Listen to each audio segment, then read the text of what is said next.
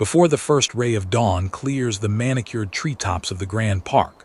A cold autumn mist settles over marble statues, ornate fountains, and vast cobblestone courtyards. The year is 1702. Inside the immense limestone palace of Versailles, 12 miles southwest of Paris, flickering beeswax candles cast long, golden shadows across polished oak floors and high vaulted ceilings painted with the deeds of ancient gods. The air inside the corridors is thick and layered, tasting of expensive lavender water, roasted capon, heavy musk perfume, burning oak logs, and the unmistakable underlying draft of damp stone and unwashed silk. Beneath 300 chandeliers, 5,000 aristocrats, ministers, valets, and courtiers move through cold, golden enfilades in quiet anxiety. Their high-heeled red shoes click softly against marble threshold stones. Above them all rules one man, 64-year-old King Louis XIV, the Sun King. He has transformed the seat of French government into a living theatrical stage where every breath, gesture, glance, and meal is dictated by a ruthless code of royal etiquette. Across the ocean and beyond the Rhine, Europe has just plunged into the devastating war of the Spanish Succession. But inside these warm, candle-lit halls, the most powerful court in the Western world carries on its relentless, morning-to-midnight spectacle, oblivious to the fact that the resplendent civilization they built will one day become a silent monument of vanished glory.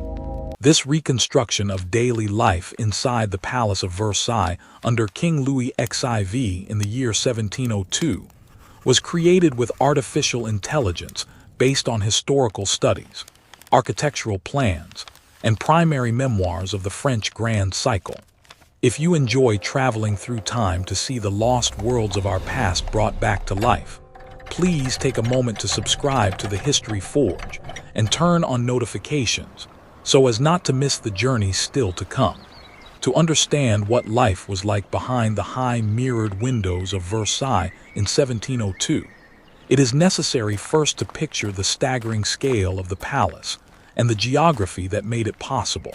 40 years earlier, the site had been little more than a quiet, marshy plateau surrounded by woods, where King Louis XIV had built a modest red-brick hunting lodge to escape the political intrigue of Paris. But for his son, Louis XIV, Paris was a city of rebellion and narrow streets. Beginning in the 1660s, the Sun King ordered his premier architects, Louis Laval and Jules Hardouin-Mansart, alongside his master landscape designer André Le Nôtre, to convert the marshy wilderness into the seat of the French monarchy. By 1702, Versailles had been the official capital of France for 20 years, holding a permanent population of over 10,000 people. Nearly 4,000 nobles and high-ranking courtiers lived inside the main palace and its adjacent wings, while an additional 6,000 ministers, secretaries, valets, chefs, guards, groomers, and craftsmen occupied the surrounding annexes and the growing town of Versailles. The entire complex was a triumph of human engineering over nature, fed by massive aqueducts, artificial canals, and the celebrated machine de Marly, a colossal mechanical pumping system on the Seine River designed to force millions of gallons of water uphill to power hundreds of roaring garden fountains. Rising above the surrounding landscape, the main palace was designed to project absolute divine authority through every stone and archway. The outer facade stretched for hundreds of yards in pristine French limestone, capped by mansard roofs of dark slate and accented by gilded iron balustrades that reflected the morning sun. Inside, the floors were paved with the famous parquet de Versailles, intricate panels of oiled oak fitted together without nails in diagonal square grids. The walls were paneled in rich walnut and oak, framed by sculpted marble moldings from Carrara and the Pyrenees, and adorned with heavy gilded bronze mountings known as ormolu. At the heart of the palace lay the magnificent Galerie des Glaces, the Hall of Mirrors, completed just 2 decades earlier. Running 240 feet along the western facade, 17 monumental arched windows overlooked the gardens. Opposite them, 17 matching arches held 357 silvered glass mirrors manufactured by French artisans who had stolen the secret technique from Venetian glassmakers. Beneath the painted vault of the ceiling, depicting the king's military triumphs, the mirrors reflected the light of hundreds of silver candelabras, creating an illusion of infinite space and blinding radiance. Yet behind this splendid spectacle of gold and glass, the physical reality of daily living inside Versailles was surprisingly cold, drafty, and unhygienic.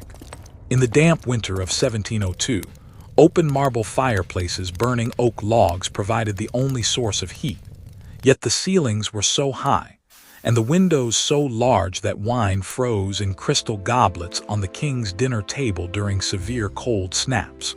Glass panes were thin, and drafty corridors blew cold air straight through the velvet tapestries hanging on the walls. Plumbing in the modern sense did not exist. While the gardens boasted magnificent water features, the palace contained almost no running water for personal washing. Only the king, the royal family, and a few high dukes possessed private copper bathing tubs, which were filled manually by teams of water carriers lugging heated cauldrons up back staircases. For the rest of the court, sanitation relied on portable wooden armchairs with enclosed chamber pots, known as chaises d'aisance, emptied daily by lower servants called frauteurs. In confined mansard rooms and public stairwells, the air hung heavy with wood smoke and burning tallow. Stale nightsoil, wet wool, and heavy floral musks of orange blossom, jasmine, and civet filled the halls as courtiers attempted to mask personal odor. Inside these gleaming halls, the society gathered was organized according to a rigid, uncompromising social pyramid designed by Louis XIV to tame the French nobility. At the absolute apex stood the king himself, 64 years old in 1702, dignified, devout, and omnipresent. Immediately below him were the princes of the blood, including the king's son, the Grand Dauphin, his grandson, the Duke of Burgundy, and his brother, the Duke of Orleans. Next came the high dukes, peerages, marshals of France, and foreign ambassadors, followed by thousands of impoverished aristocrats who spent their family fortunes on expensive wigs, silks, and card games simply to maintain a lodging inside the palace.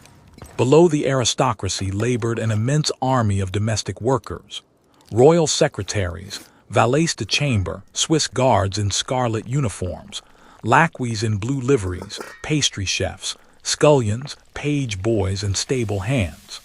At Versailles, proximity to the king's person was the only source of political power, money, and social status. Power was measured not by land or military command, but by etiquette, known as l'etiquette. A courtier's entire career could be made or destroyed based on whether they were granted the privilege of sitting on an upholstered armchair with arms, a plain chair with a back, or a simple three-legged folding stool called a tabret in the presence of the queen or the king's secret morganatic wife, Madame de Maintenon. Daily life for the French elite at Versailles was an endless, exhausting marathon of public performance that began before sunrise. Long before 7 in the morning, the back staircases hummed with the footsteps of valets carrying braziers of glowing coals, pitchers of warm water, and freshly pressed shirts. By 8 o'clock, the king's official waking ceremony, the Lever du Roi, began in the royal bedchamber at the exact geographic center of the palace. Up to 100 high-ranking dukes, princes, and ministers stood shoulder to shoulder in their heavy velvet coats, waiting in silence as the first servant of the bedchamber drew back the gold-embroidered curtains of the royal four-poster bed. The ceremony was divided into strict stages: the petty lever for intimate family and senior doctors, followed by the grand lever for the broader court. Courtiers watched intently to see who the king would speak to, who he would glance at, and who would be handed the supreme honor of holding the sleeve of the king's linen shirt as he dressed. To be ignored by the king during the lever was social death. A courtier who fell out of favor would hear the terrifying phrase whispered through the corridors: "The king does not know you." Behind the scenes, the economic machinery required to feed and supply this floating city of 10,000 people was vast and meticulously organized. Food preparation was centered in the Grand Commune, a massive four-story brick and stone annex constructed by Hardwin Mansart a few hundred yards from the main palace to keep cooking smoke, butcher grease, and noise away from the royal apartments. Inside the Grand Commune, more than 300 master chefs, carvers, sauce makers, roasters, turnspits, and bakers worked under the direction of the Grand Maître de la Bouche, the chief master of the royal kitchens. Because the kitchens were located so far from the royal dining halls, meals traveled a long, perilous journey.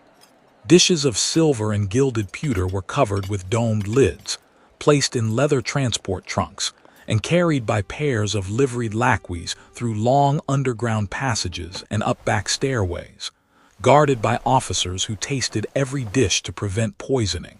By the time a roast reached the king's table in the royal apartments, it was frequently lukewarm, requiring metal chafing dishes filled with hot coals to keep the sauces from congealing. Sumptuous in its abundance, the diet of the royal table reflected both the agricultural wealth of France and the legendary appetite of Louis XIV himself.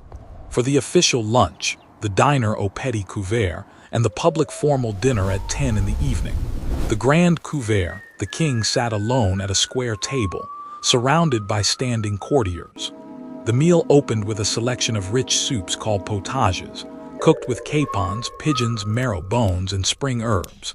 Next came the entrees, roasted pheasant, partridge, wild boar from the royal forests, saddle of mutton, roast veal, and fresh seafood carted overnight from the ports of Normandy and Brittany, including oysters, turbot, sea bass, and lobsters kept cold in wet straw. Vegetables raised in the king's private kitchen garden, the potager du roi, designed by Jean-Baptiste de la Quintanille, were served in elaborate configurations. Green peas, asparagus, cucumbers, artichokes, and melons grown out of season using innovative glass greenhouses and heated manure beds. Pastries, almond marzipan, candied chestnuts, and fresh figs rounded out the feast, accompanied by carafes of champagne and burgundy wines diluted with water, or cold water chilled with ice hauled from subterranean ice houses called glaciers buried deep beneath the park.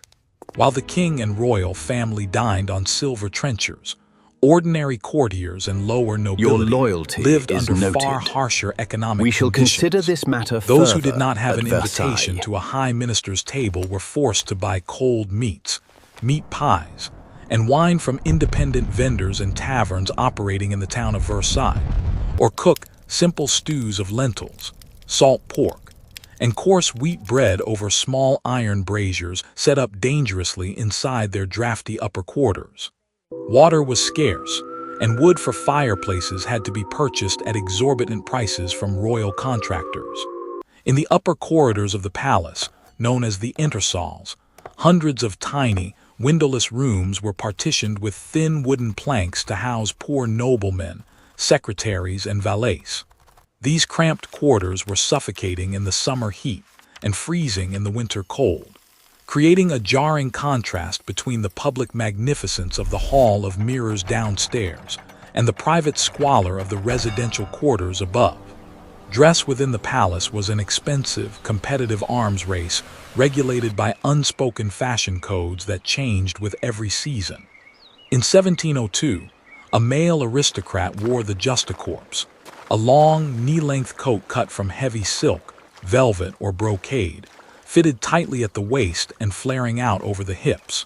The coat was lavishly embroidered along the edges and cuffs with gold and silver thread, buttoned with mother-of-pearl or precious gemstones, and worn over a matching waistcoat and knee breeches. Around the neck hung a cravat of fine Venetian point lace tied in a loose knot.